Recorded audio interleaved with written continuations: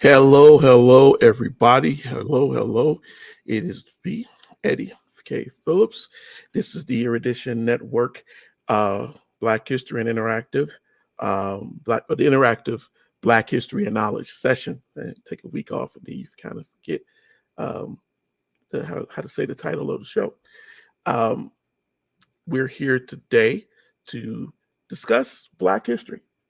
We were not on last week. I had some scheduling issues, so I wasn't able to be with everyone last week. Um, but today, I am here. We're going to spend some time today um, talking about Black history. We're also going to spend some time today um, discussing, um, as we often do on this show, um, current events as well as the how it applies to history. If you are new to the program, I invite you to go back and watch earlier episodes. But I will tell you that that's what we do here on Erudition every Thursday. That is what I am here to do.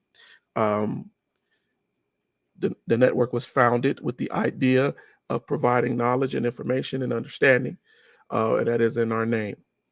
Well, I wanted to allow some people to come on, you know, um, but I'm not going to belabor and wait. You can always go back, rewind and rewatch um, the episode later when it's not live, but it's a live program. You got to keep it moving. You got to keep it moving. So today, we're going to talk about today.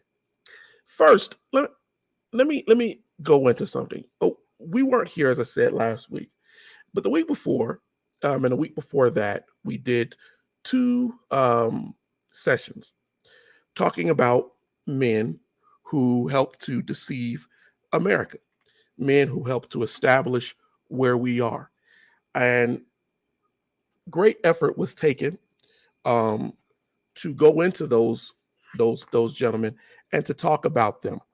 And I hope um, if you didn't watch it, I ask you to go back and to watch um, those episodes to really get an understanding of where we are. So, where are we? I don't know if many of you have people try to avoid the news, and I understand it. But in the news lately, we have seen criminality, criminality. Whether it be um, shootings, whether it be carjackings, whether it be sexual assaults. Um, and unfortunately, what happens, especially in the Black community, when these things take place, is we start to see political and state and federal levels, people start getting antsy and involved. The other day, I was watching as a person said that uh, street gangs were now targeting people in LA and in rich areas. And what was amazing to me is there was a woman on who said, a white woman who said, I pay a lot of money to live in neighborhoods so I could avoid this. She blatantly got on television and that's what she said. I pay a lot of money so that I don't have to worry about this. And I I wasn't shocked that she said it, but at the same time it made me think, right? It made me realize that society still sees us in the same ways that I tried to share with you a few weeks ago as the threat. And people pay good money to avoid that threat.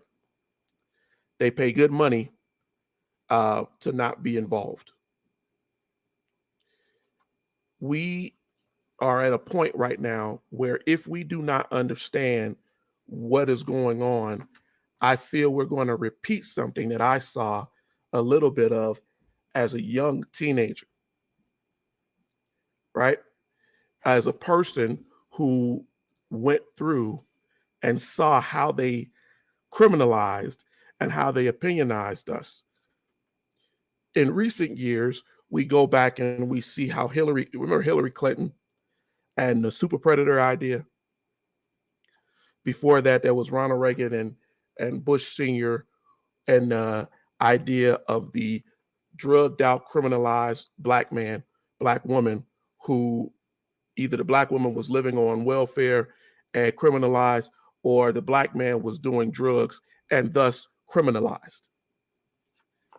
So, unfortunately, what we're seeing right now is this situation. And I'm hearing many people talk about it and say, well, Eddie, it's because of the poverty. It's because of the inflation. It's because of the pandemic. It's because. But at the heart of it, if you really want to trace it, is a lack, a very big lack of education, mentorship, guidance, mentorship, call it whatever you will. But the most key element is love. There is no love. When you can brutalize a young baby, when you can murder and kill your mother, your wife, that is an indication that there is no love here, right? And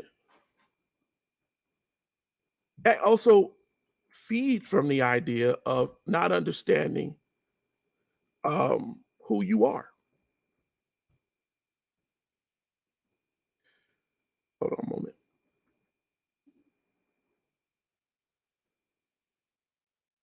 Every Thursday, I found myself getting on here and I feel like I'm preaching. I feel like I'm preaching and I'm telling people something that I feel that they should know. And a moment ago, I was trying to look through here in one of my books to find a quote that I thought I had highlighted.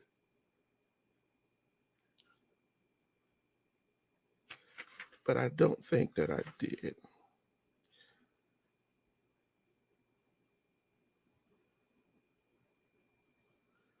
Oh, here we go. So there was a note, right? I don't know if anybody remembers Willie Horton, right? Willie Horton was a 39-year-old person, I believe. But here's the thing. From the president down, they focused on this man. Horton is just one example. There are many. But the quote I was looking for, that in 1988, in order to win the presidential election, the key issue was to focus on criminality. We were at the point of the crack addiction wave, and Bush Sr. coming out, right, wanting to be president, latched on to the idea that the best way for the Republicans, and I'm not really focusing this with a party, to stay in power was to focus on Black criminality, to focus on the idea that Black criminals would drive people to understand certain issues going on in the country.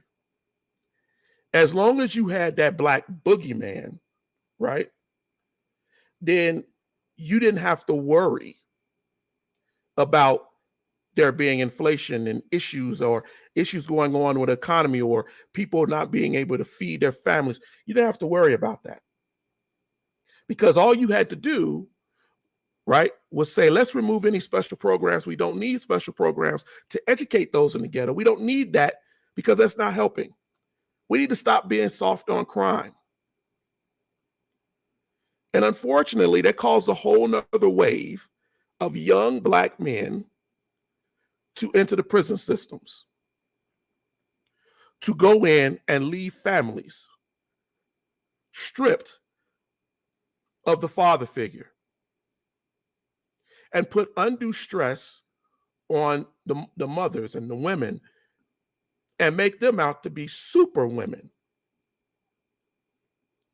So when these people were seen as super women, and under that kind of stress, you imagine how hard it is to make it.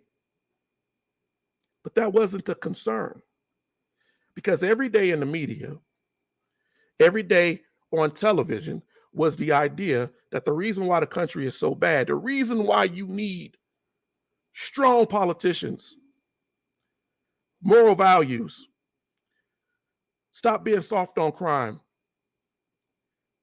right? The way to do that was to go about and blame all of the situation and the issues on Blacks.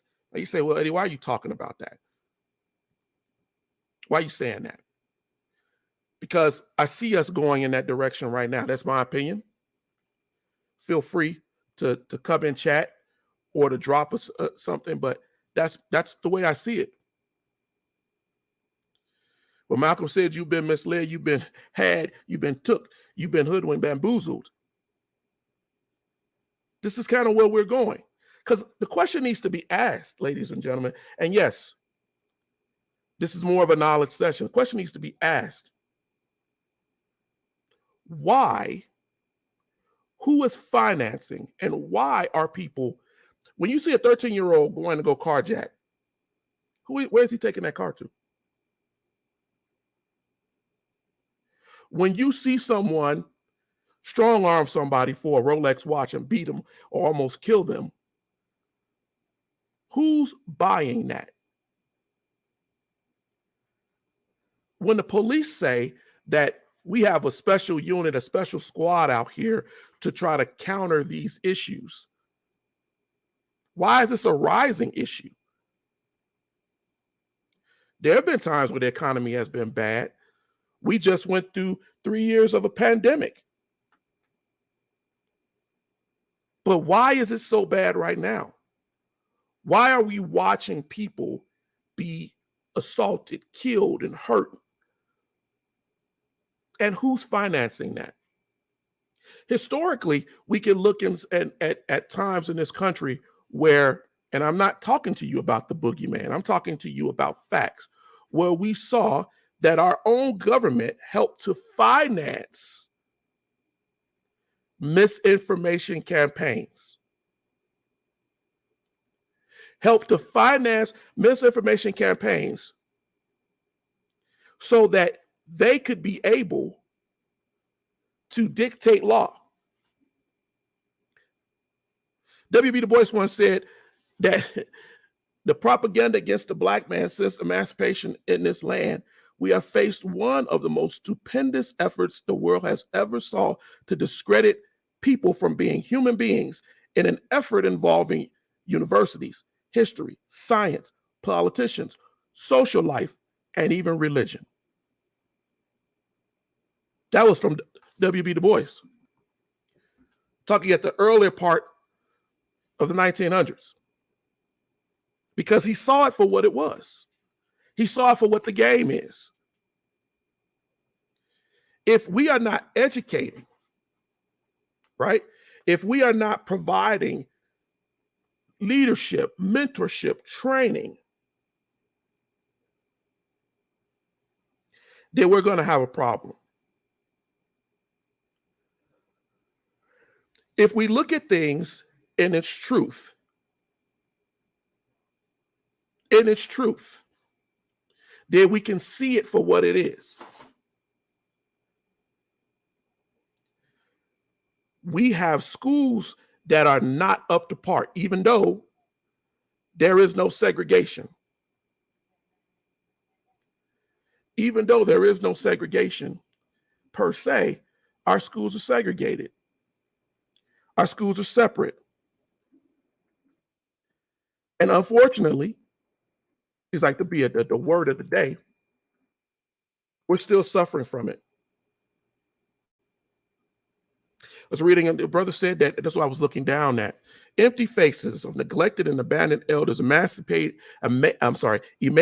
adults, and obese children, malnourished in the land of plenty, malnourished in their minds, malnourished in their bodies. Urban schools who have teachers but are basically being used as factories to push out new workers who are not as educated, people who stress the idea that if you don't go to college, you're nothing. And yet not tell the young folks to prepare them for other skill sets that will be just as lucrative. And unfortunately, we find so much of this going on. All right, Philanda, good to see you. In our schools, in our churches, in our neighborhoods. I don't have a problem with society, because society is always going to be society. The Romans understood that, right? There were multiple different cultures. The Greeks understood that. The Africans, whether you want to look at the Phoenicians, whether you want to look at the Carthaginians, whatever you want to look at, they all understood that. There's criminality in every society.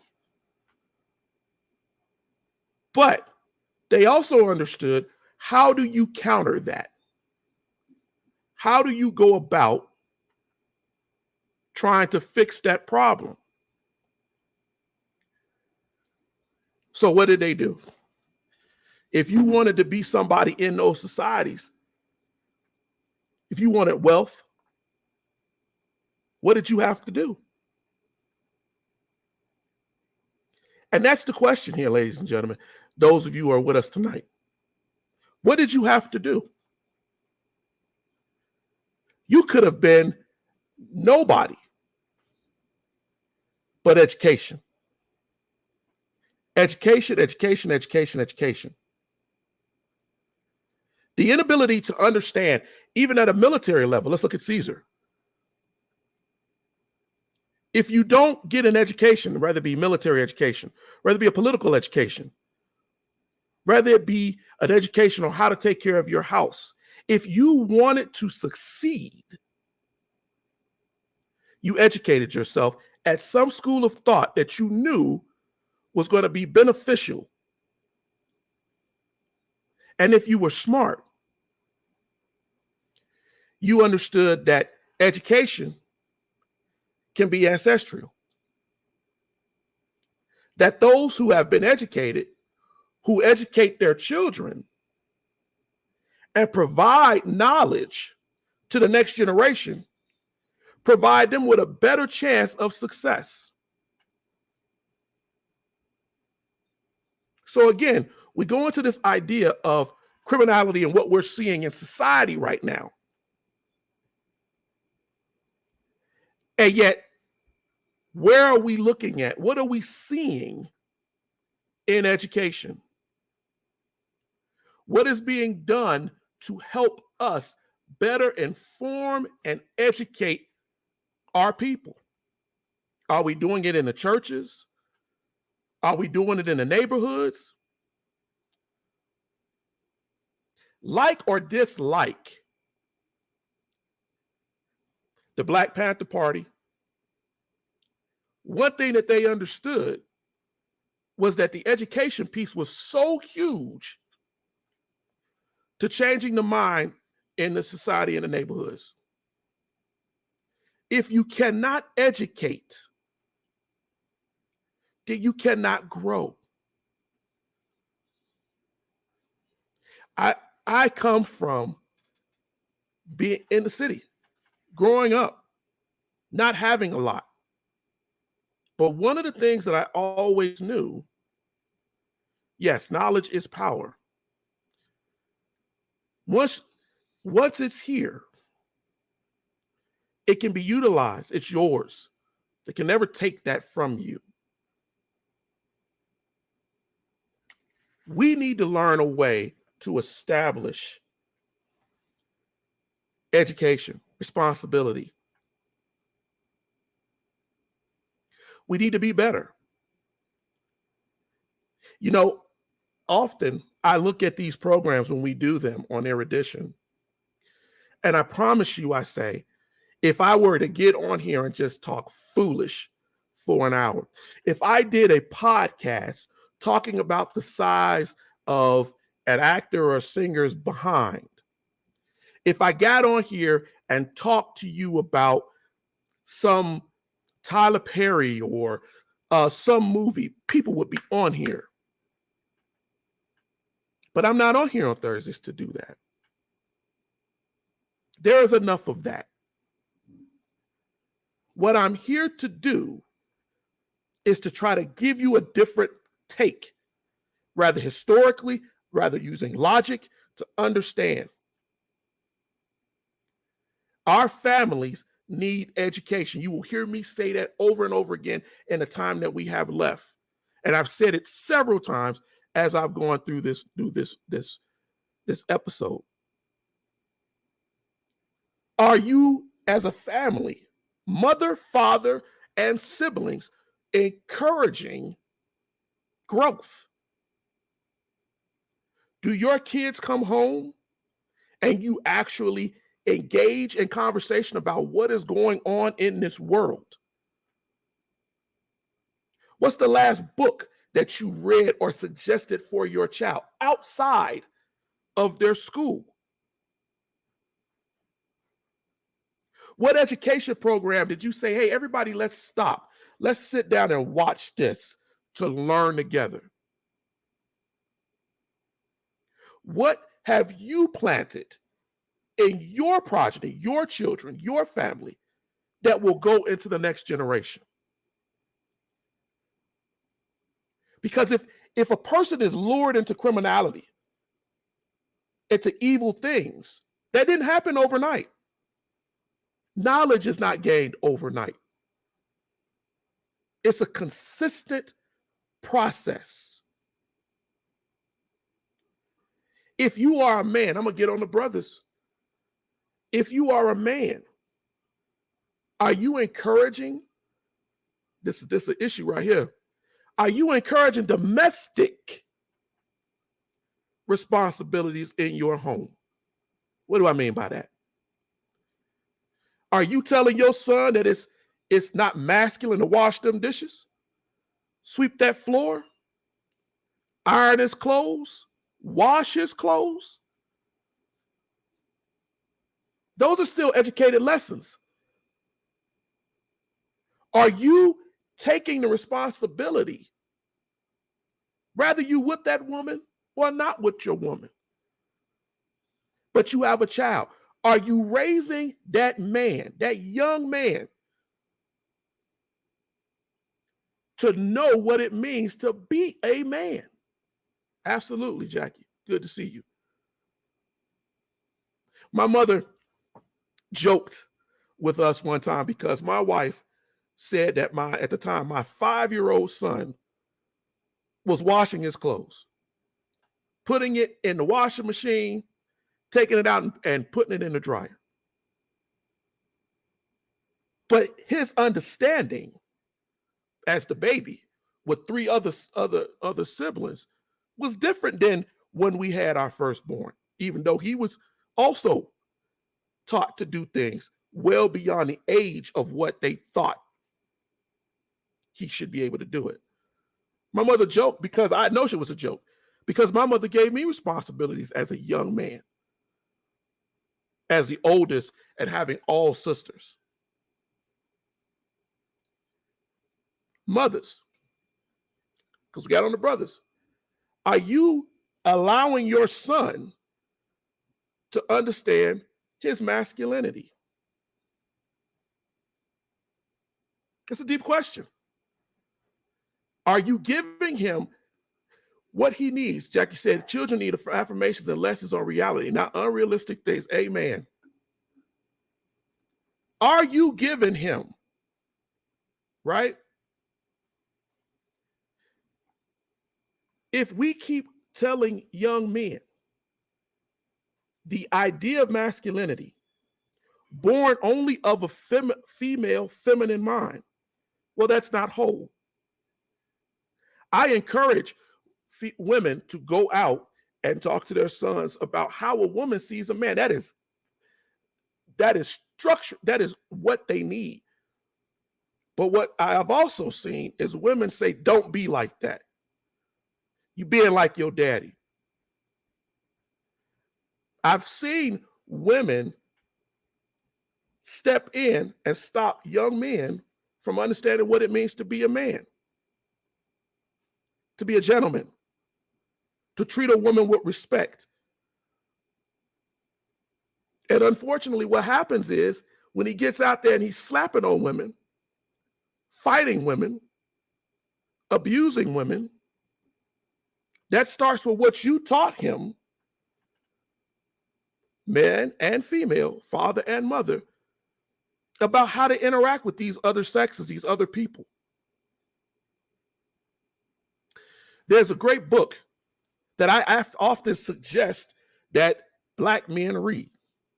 And a lot of people go, well, Eddie, did you suggest that they read that book? It's called Pimp by Iceberg Slim. Great book.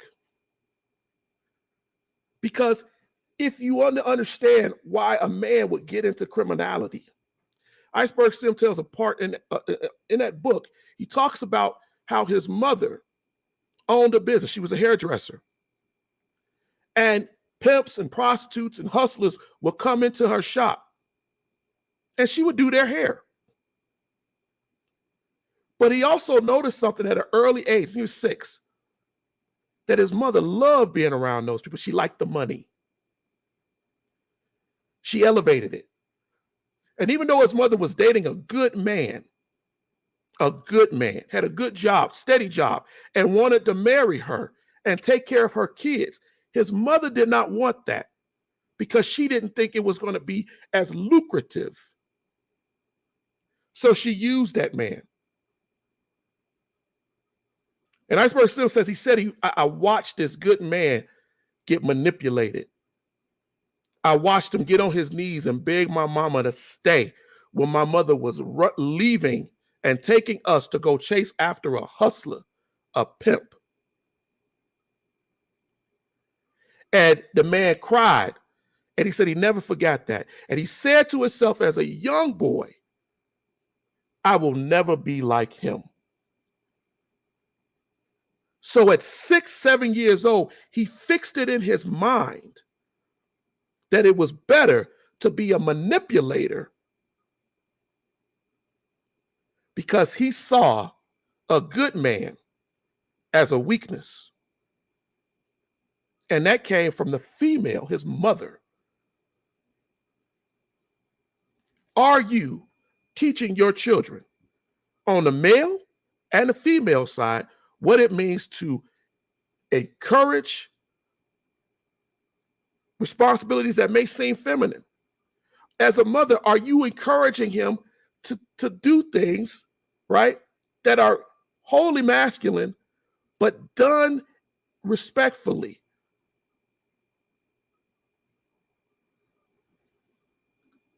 Jackie said, I was a single mother of my son for 16 years. I encouraged him to speak with his grandfather. There were lessons I couldn't teach, but that I can at least vocalize. I can only tell him my thoughts, but that wouldn't help him. He needed some lessons from a man to begin to relate to men and not just women. My son told me that he appreciated that. Amen.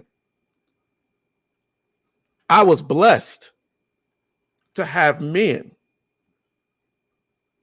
my stepfather, different people who did show me, did talk to me. And I thank God for that, because a lot of our brothers and young brothers are lost because they've never had that. Let's add another part up in this. What about the mothers?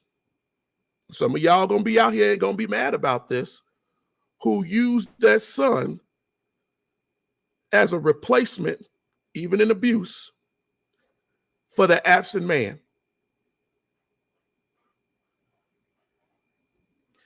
How about those who tell that 9-year-old boy who doesn't have the understanding yet of what it means to be a man, and you tell him something based off the resentment that you have for the father? You comb your hair like your daddy. You value that like your daddy. You argue like your daddy. And it creates a stigma in him that he can't necessarily deal with, because if he doesn't have mentorship, guidance, he becomes confused, hurt, bewildered from the very person that's supposed to be showing him love. And sometimes this is unconscious. Educate your son. Ladies, educate your son at the level of his understanding. If I ask my 5-year-old son to go wash his clothes and he is completely confused, he doesn't understand it, then I got to build him to that understanding. But I don't say, man, your brothers knew how to do this. I don't tear him down. Fathers, when you get your son and you take your son, right, out somewhere or whatever, I take my son sometimes just to drive and ride with me to have a conversation. I'm going to give you a story. One of my sons, Sean Anthony, I was overseas for 3 years. I had about a month each time to come home and spend with my family. That's the commitment that I gave for this country. And one time I came home and we went to go visit in Chicago. And this takes a good wife. My wife told me, she said, you need to take Sean Anthony with you. And I was just going to go get gas.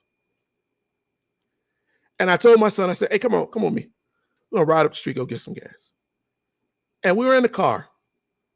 And we got out. I said, hey, you come out, you pump this gas for me. And we just had a talk about nothing. But I saw a change in my son because his daddy gave him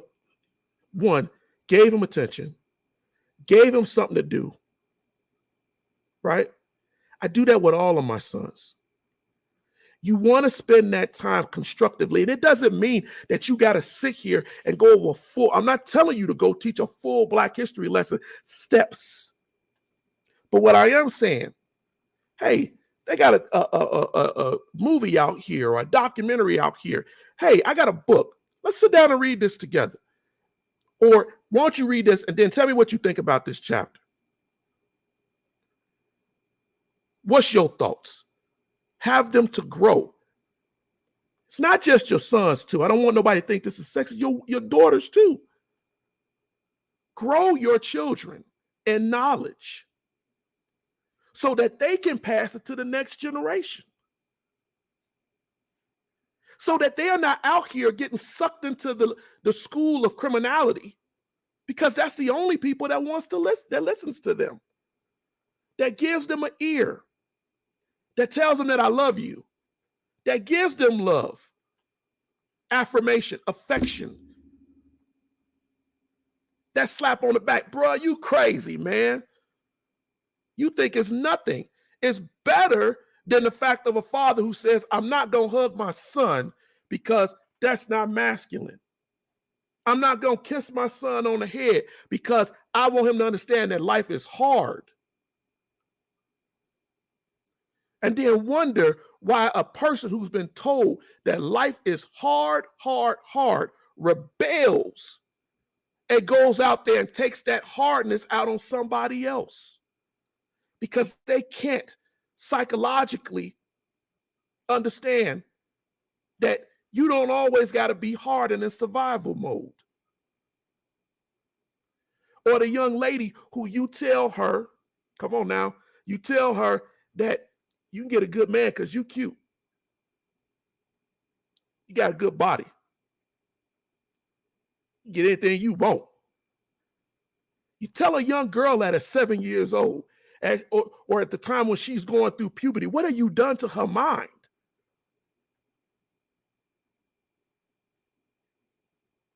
You've taken the value out of here and you've put it all in here. And then you wonder why at 13, 12 years old, she's having a baby because and I'm going to tell you something. When you ain't got no love in your life, and I said this, I lack of love, right? When you have no love,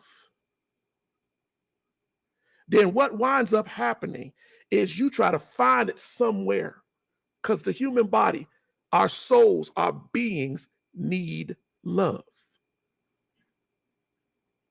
We are designed to receive and transmit love. And when you cannot do that, something goes wrong. It is a war. Yes, I always tell both of my children I'm proud of them and love them. I hug my daughter consistently, and my son says he misses my hugs because exactly. Never be afraid to love your child. And Jackie, I feel you. I'm a mama's boy. I love my mama. I miss her. I told my son the other day, I miss my mama. I also tell my sons this. I said, in my experience, right or wrong, the African-American community is what I can speak about. The mother's job is to nurture you, love you, take care of you. And I said, my job is a little bit different than that. I love you. I tell you I love you. But my job is to prepare you to be the next generation of men who are going to bear my name, who are going to bear what me and your mother were blessed to have come through us, because God assigned us to be your parents. And she gives you that love and nurturing. And sometimes she too has to put that foot there. But at the same time, right, my job is to sometimes be harder because I understand a different thing than what my wife or your mother does. I understand biologically, socialistically, what it's going to mean to be a Black man in this society. She can speak to it, but she hasn't lived it. So I'm going to get you to understand what it means to live that. Its effects. And sometimes that means I'm going to be displeased. Sometimes that means I'm going to hold you to a standard that you may think is unfair. But I got to prepare you. I have to assure I am a celebratory of my children's success, that they must ring louder than the times she made. Exactly. And they should never, Tony, that's a great point. And they should never be, we need to teach them. There's nothing wrong with mistakes. I tell my sons, a mistake that is enclosed, something that is to learn, right? You put something in for some reason I'm on washing and laundry today. You put something in the washing machine and you mess the colors up. Well, you learned. It's a painful A mistake. You cook something wrong and you burn it. You scorch it. I remember one time scorching beans as a kid and being like, I just cooked it the way I was supposed to, but you learn. The next time, I've never scorched beans since. Learning is not just about books. It's about what we do to push the idea, the mentality of learning in our homes. And unfortunately, we're failing at that. We can't dictate to our children. We must open ourselves up to uncomfortable conversations and also loving conversations. That is, Jackie, that is the balance. We have to be willing to not always seem right. Right? I tell my kids things that have happened in my life that were not great, that were hurtful, that were bad, relationships, situations. But you know what?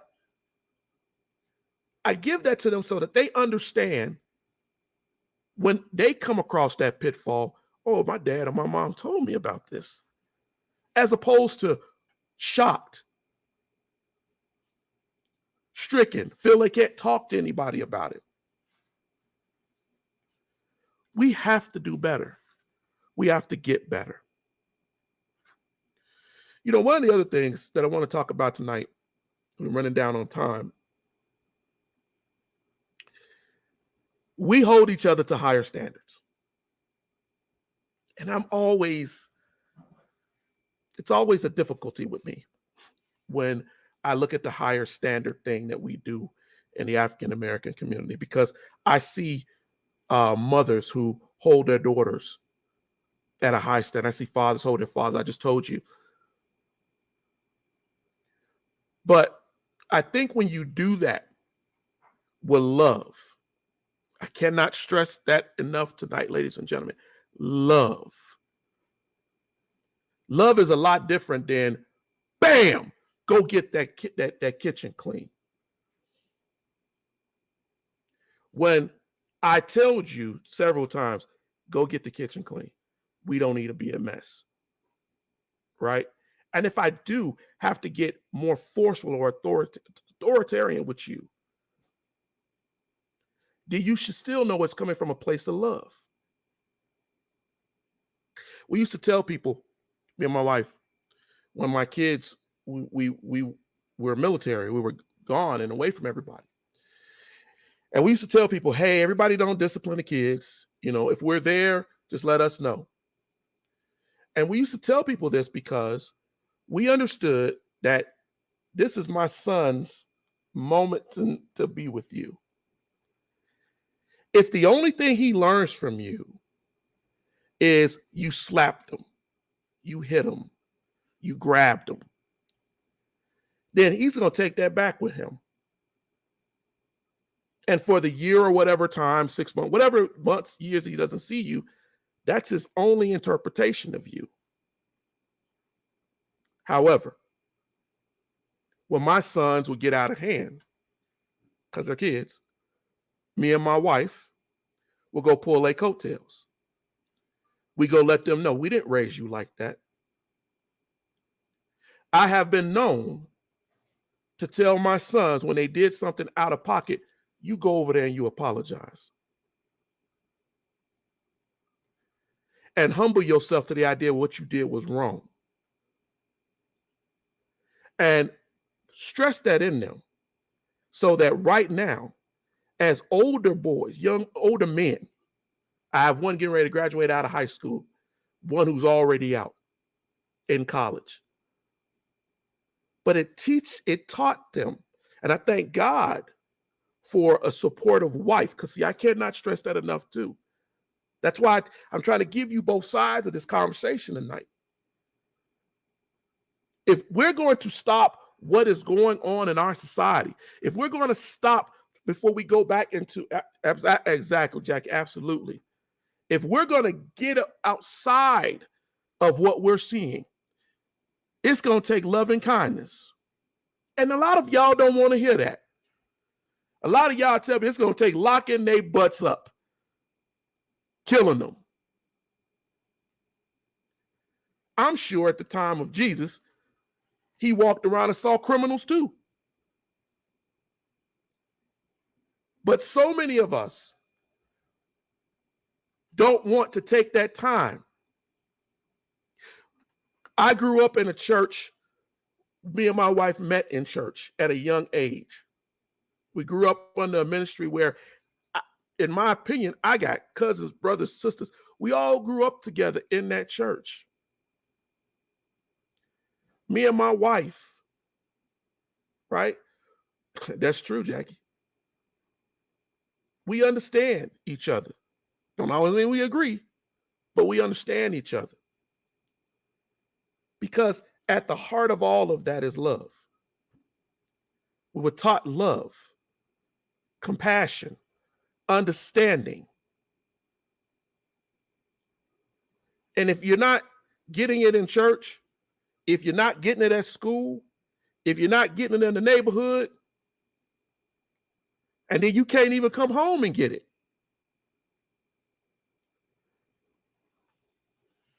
then you wonder why you got 13-year-old boys out there carjacking and shooting somebody to death. Because there is nothing of value. There is no love that I have seen. There's no compassion. We used to blame everything on white supremacy. And there is a huge part of that. But if we don't understand the socialization process, if we don't understand that loving kindness is what it takes to draw, if we don't understand parental apathy, if we don't understand that there's a lack of understanding on what it means to be a male and how to learn as a male, all is going to feed the negative peer pressure in the gangs, because you never see a positive role model. And if you don't understand the power of that, let me give you another story. I came in the Navy, and I'm not braggadocious, but I'm an educated man. Always been on the intellectual side. And as I started to get into a leadership role with younger people, white, black, whatever, their understandings, I'm going to give you a couple of things that were said to me. I had a young white boy came in, worked under me, and he said, "Eddie, you're not like other blacks, other African Americans." I said, "What do you mean?" He said, "Man, you read a lot. It's a lot of knowledge up there, man. You tell me things I thought I knew, and you explain, and it blows my mind." And I said, "It's a lot of African Americans, male and female, out here who they're the same." But because he wasn't raised around black people, he only saw what he saw on television, what he heard in the music, what his family, who made the racists in his family, told him. And he had to believe that because that was the only thing that he saw. There was no other example, no other role model. Had a young black guy come up to me and say, "You think you a smart N-word?" I said, "What do you mean?" "What?" He said, "No, man, you way you carry yourself, man, you don't carry yourself like a black man." And I said, "What does it mean to be a black man, man?" He said, "You know, man, you talk proper, you do all." And I said, "Oh my God." I said, "Your understanding of what a black man is warped, my brother." But he came up in New York in the ghetto. And as we started to talk about life experiences, he's like, "Oh man, you done say something." Yes. But I said, it comes down to, I was blessed to have other examples. I was blessed to have 4 of my teachers in elementary school be black men who understood what it meant, right, to instruct and deal with black men. I had a school teacher who used to play, at one point, he had played for the Bears years ago. I believe in the late 60s, early 70s. And he was a school teacher. And when I got in his class, boys were in there would argue and fight. He would stop you. And he like, listen, if you gonna fight each other, wrestle with each other, right? I don't want you going out in the playground where you're gonna pick something up and hurt each other, right? He was, as long as you don't punch each other, whatever, right? And he would make us do, it's so funny, he would make us do these tests of strength, right? That's what we would do. And if you won that argument, fight was over. And as I got older, I thought, man, that was crazy when we was kids. But I understood what he was trying to do. He was trying to give us a way, after talking was done, after whatever, to get around beating each other to death as black men and find some other way. Rather it be arm wrestling, test of strength, whatever it was, so that nobody got hurt. But in the end, there was still somebody say, well, I won that, man. Get that angst that males have out of them. Agree, disagree with his tactics. It was a lot better than somebody going out in the schoolyard and picking up a piece of wood or something and stabbing somebody. Or nowadays, as we see, somebody shooting somebody. Our ways of teaching. That's what this whole hour has been about. You know, I know sometimes people say, man, you know, that sounds so easy. No, I didn't say it was easy. My sons get on my last nerve sometimes. They get on their mother's last nerve sometimes. But that pride that I have when they do something that I know comes from the fact of how we raised and taught them. I feel that I have nothing that I can't go to God and say, God, you know, I taught them wrong. And God cannot come to me and say, Eddie, you didn't teach them. If you take nothing from the lesson tonight, take this. We have to teach the next generation properly. You may not reach everybody. If you reach 2 out of 5, that's better than none. If you reach 1, that's better than none. The attempt is important. Every Thursday, I come on and I'm trying to give you something that I've learned. People always ask me, Eddie, well, how did you learn all of this stuff? How you got all this? Not? It comes down to love. It started with love. My mother, from my father's own words, would read to me at an age when I knew nothing about reading and say words to me so that I would repeat them. My grandmother would tell me when I was a kid, and I'm not saying any of this to be braggadocious, ladies. I want to give you an example that I could sit there and play with things and do things and beyond the age that people thought he should be doing that. What that comes from is love. The love of people wanting to spend time with you, wanting to teach you, wanting to mentor you. It starts in the love that you give with going and saying, hey, man, I see you having issues. I had an issue like that once before too. Brothers, get out of your feelings. If a man know how to fix a car and you don't, and you too much in your ego to let your son learn, when what you should do, like, hey man, you know how to do that? Hey, let me and my son come on. Let's see how you did that. Let us all learn. But too often, brothers, speaking to you, we want to be the dude in the room flexing. When sometimes it's better, and this is what it comes down to, that masculinity thing.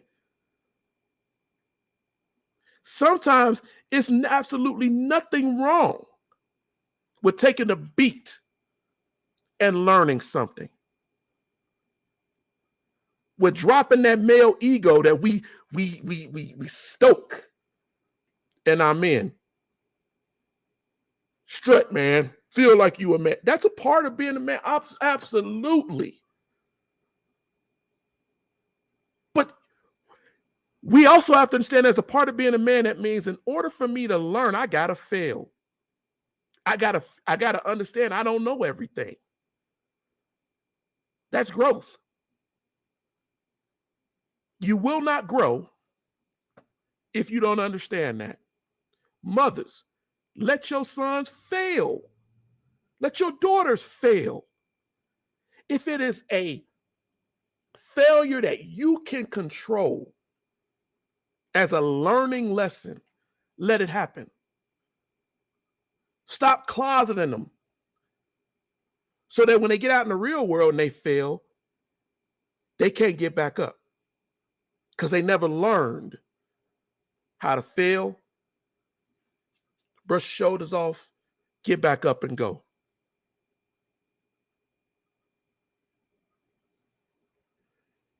We look at the historical issues because we always got to go to the history. We look at the historical issues going on in society today, and I'm going to close with that.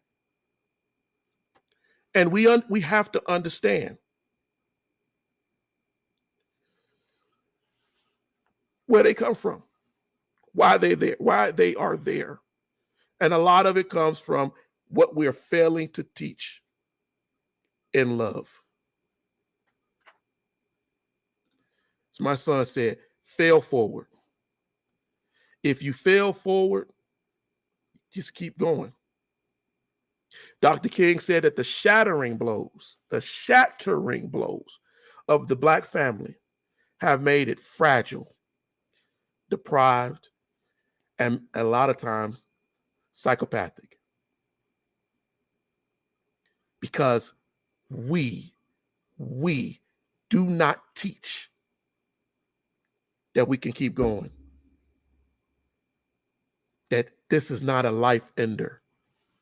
Somebody dishonoring you, somebody saying you are calling you the N-word, somebody flirting with your woman is not something that you need to give your life up for some male, masculine mentality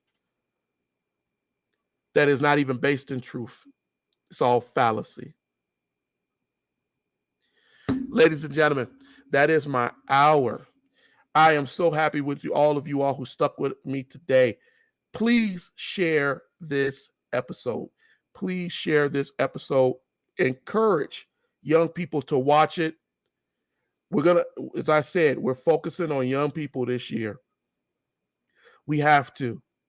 So much is at stake right now. But I don't want to stay on here any longer. I wanted to keep this to an hour. Thank you all. Have a blessed and wonderful rest of your weekend weekend. And I hope to see you again next week. Until then, thank you for joining us here on the Erudition Network.